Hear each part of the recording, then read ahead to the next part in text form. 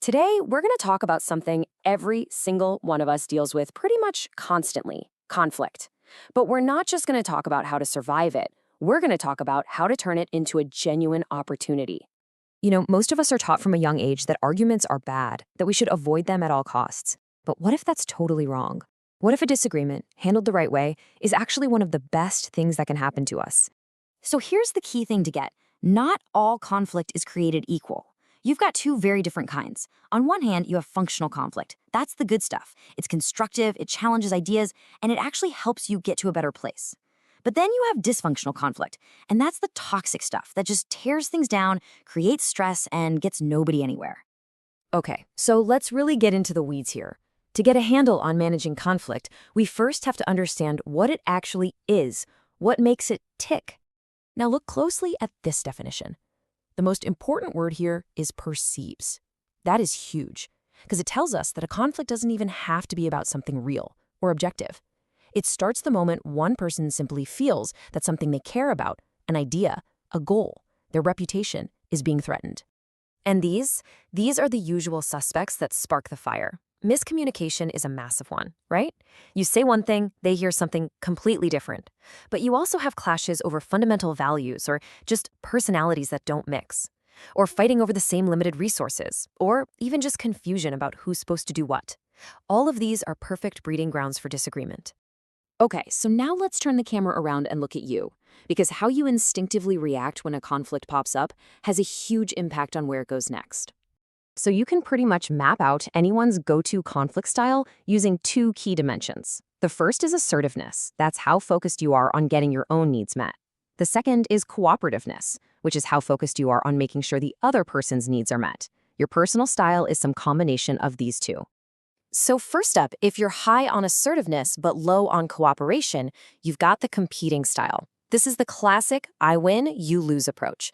It's all about pushing your own agenda and making sure you come out on top, plain and simple. Then you have the total opposite, accommodating. This is low assertiveness and high cooperation. It's the you win, I lose approach, where you basically put the other person's needs entirely before your own, often just to keep the peace and avoid a fight. And what happens when you're low on both assertiveness and cooperativeness?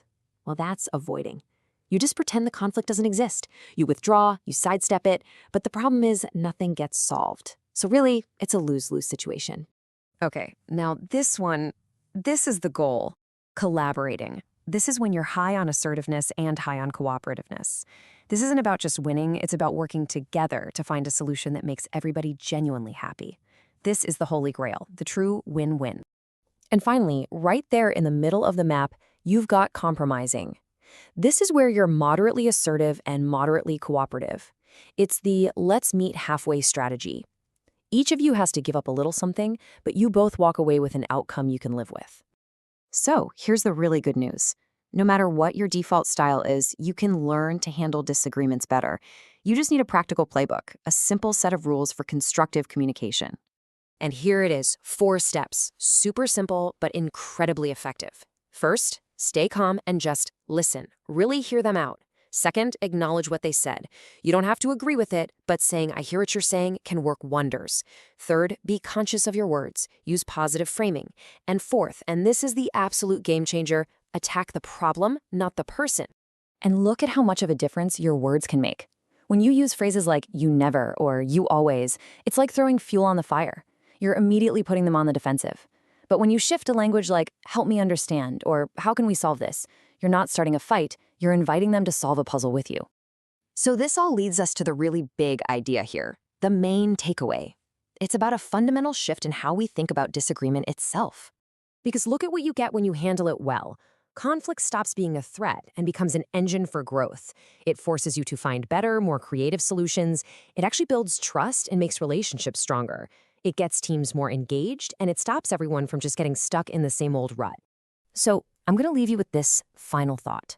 Think about a disagreement you're having in your life right now, big or small.